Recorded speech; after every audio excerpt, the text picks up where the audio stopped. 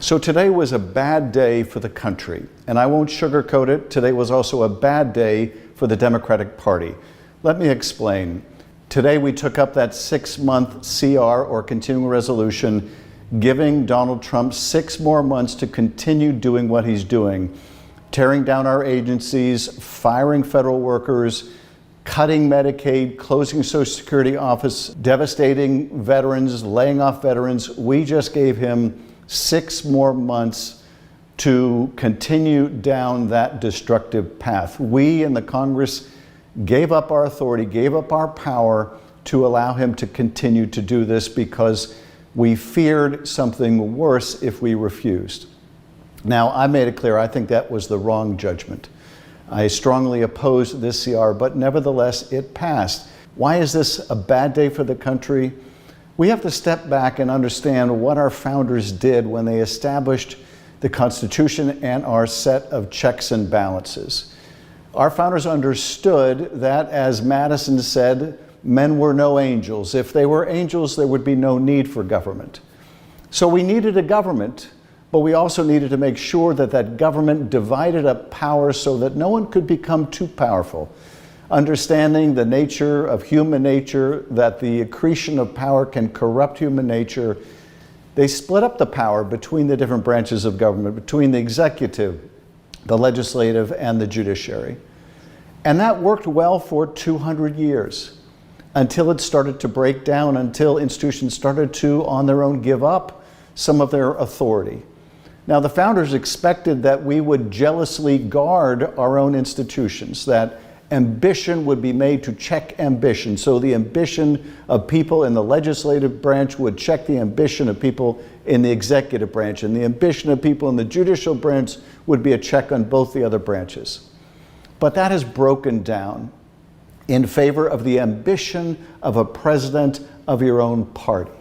And so we have seen Republicans in the House and Senate willing to give up their authority to this president because they think this president will do their will, or because they think that the president will carry out their agenda and won't punish them for dissenting.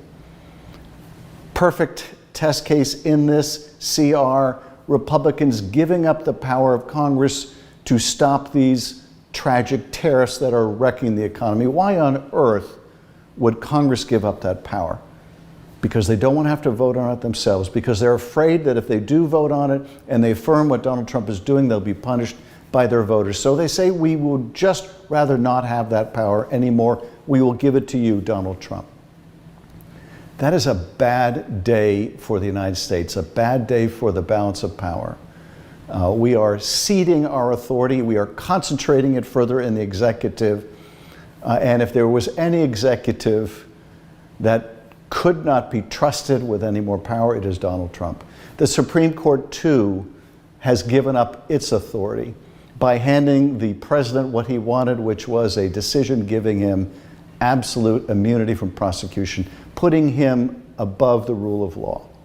So, bad day for the United States of America. But it's also a bad day for the Democratic Party. We are in the minority in the House, we're in the minority in the Senate. We don't control the White House. We certainly don't control the majority opinion on the Supreme Court. The only hope that we have of standing up to this president, of pushing back against the destructive actions he's taking, is if we stay together. In the House, Democrats stayed together. We did not stay together in the Senate. Now, I understand many of my colleagues who voted the other way that I did today firmly hold the conviction that voting for it was the less of two evils. And look, we are all peering through the glass darkly. We are all trying to imagine the future if this passes or if this fails.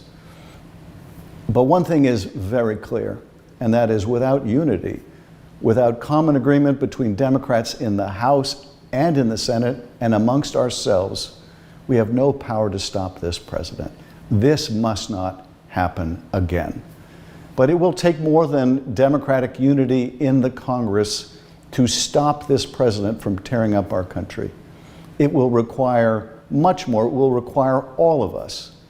It will require that reporters told not to write stories by their newspaper for fear of the president's reaction speak publicly, risk firing or resignation.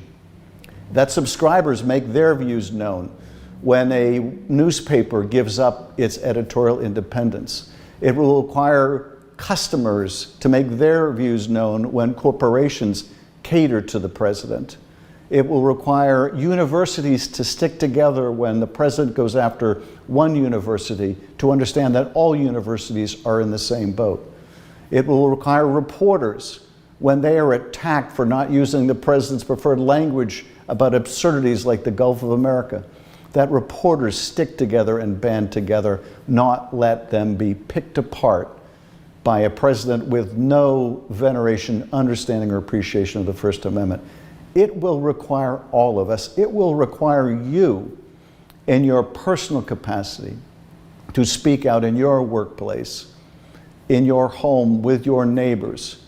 It will require all of us to defend our First Amendment rights, our right to choose who will govern us and place limits on the power of those who do. It will require all of us.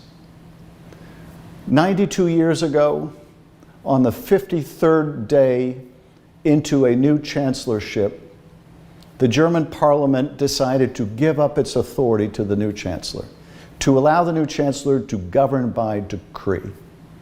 Today is the 53rd day of the Trump administration. Now, we have not decided to fully give up our power to this president, but we took a tragic step in that direction today.